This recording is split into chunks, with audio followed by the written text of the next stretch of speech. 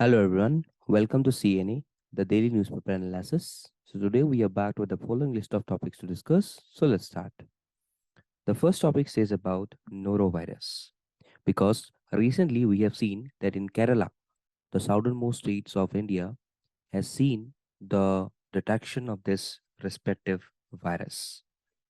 So it's a group of virus that leads to gastrointestinal illness, which causes inflammation of the lining of the stomach and intestines, in addition to severe vomiting and diarrhea. So, norovirus is resistant to many disinfectants and can hit up to 60 degrees Celsius. So, therefore, merely steaming food or chlorinating water does not kill the virus. So, this virus can also survive many common hand sanitizers.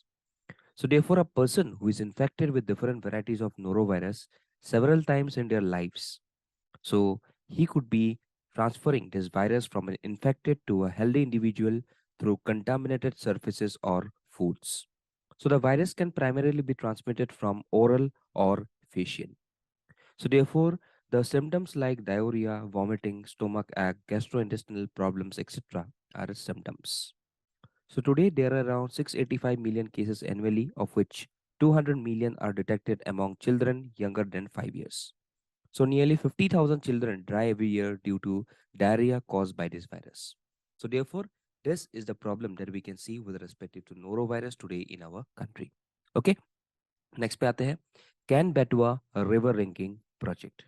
So recently it has been seen that the Can Betwa third meeting of steering committee of the Can Betwa Link project was held recently at Bigyan Bhavan, New Delhi. So you could see the status of this Can Betwa Ring River project. So to address the water shortage issues affecting many parts of the country, the central government has come up with an ambitious project for interlinking of rivers. So this Can Betwa link projects envisaged under the National Perspective Plan will be one of the first river interlinking projects to be implemented in India, and this project aims to provide annual irrigation of around 10 lakh hectares, boosting drinking water supply, and generate even hydropower of 103 megawatt in the Bundelkhand region spread across the states of Madhya Pradesh and Uttar Pradesh. Okay, so therefore, this interlinking project is a very important project, but we could see that this project is directly done in phases. So we could see in the phase one, the Daudan Dhan complex of around 221 kilometer canal has been completed, and in the second phase we could see that the lower O Dam, the Bina complex project, and the Kotha barrage will be seen directly coming into prominence. So therefore today, since this meeting is directly going on, so therefore the Can Betwa river ringing projects becomes very much relevant for your respective exam purposes. Okay, next पे आते हैं olive ridley turtles. So what is happening to this?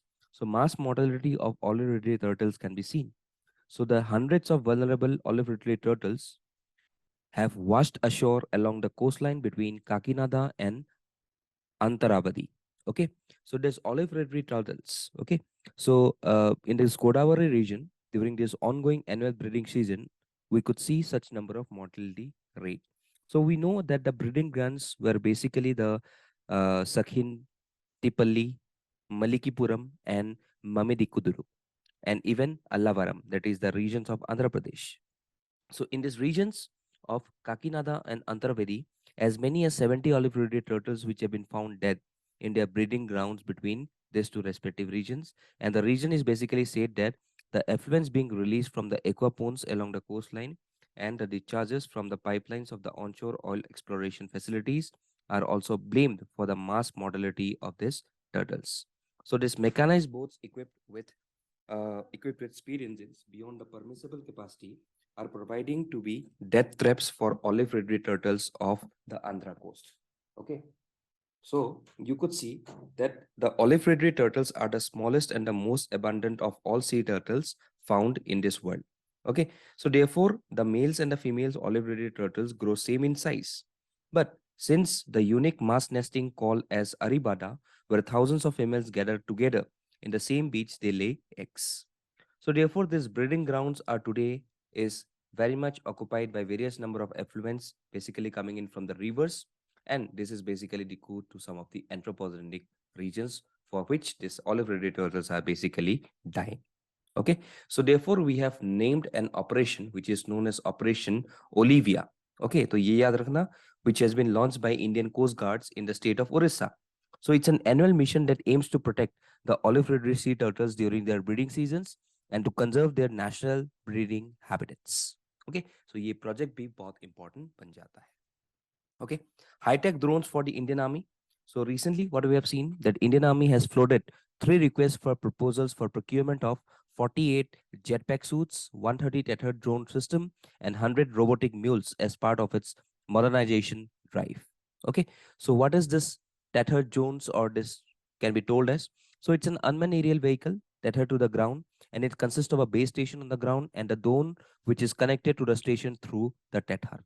Okay, so we have seen various number of benefits with respective to this high-tech equipments, and therefore Indian Army today is going ahead with the acquisition of such number of high-tech drones, robotic mules, and also to replace the animal transport by using such number of categories. Supposedly, अगर healthcare कहीं पे पहुंचना है, तो through drones we can transfer from one place to the other. Okay, without the use of any number of other like species, be it the animals or something else. Okay, so this is basically with the news.